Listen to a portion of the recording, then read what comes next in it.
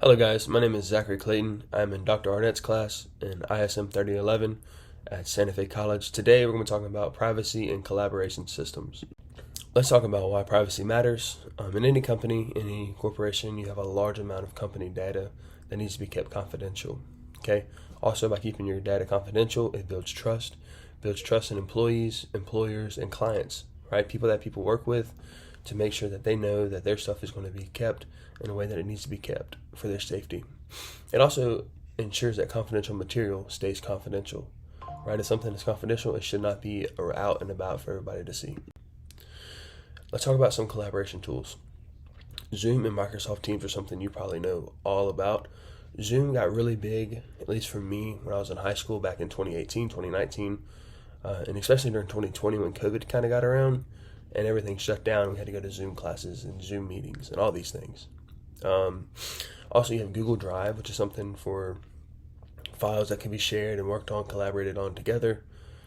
Some safety things for these would be meeting links. I know Zoom has meeting links, and you need to have that link or that code or whatever it looks like for that. And you have two-factor authentication, which is basically you put in your password, you have to get a code to sign in or some form of that way to make sure that it's not just you sign in and that's it, to make sure it's you and that's actually who you are, not some random person.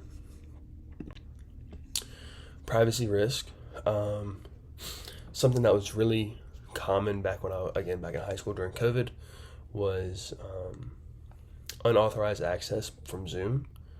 People would take Zoom codes and join random classes or join random things, and you would see all of this online. I mean, they'd post YouTube videos about it and try to just get in and joke and make fun of people and all these things, which is a massive risk if it's in a company level.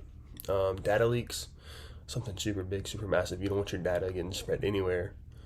You see a notification about your data's getting leaked, you kind of start panicking. Something that also kind of is a risk would be weak passwords. I know for me, it was super easy to have the same password, so I remembered it. And it's like, man, if one of my passwords gets leaked or my password gets found out, I would be in a very bad situation. And then lastly, human error. I mean, we are humans, we're going to make mistakes. And that also is a very big privacy risk. Organizational responsibilities. So what do we expect organizations to do to make sure that these things stay confidential? First, you need to have clear policies. What's okay, what's not okay, what can be shared, what can't be shared, right? That would then lead into training on these policies, training on maybe making a stronger password, maybe making sure you're not giving stuff out. Ensure compliance. Make sure that the people that are in the office or in the building or in the organization are on the same page as you and making sure that the information remains confidential. And lastly, you want to limit access, right?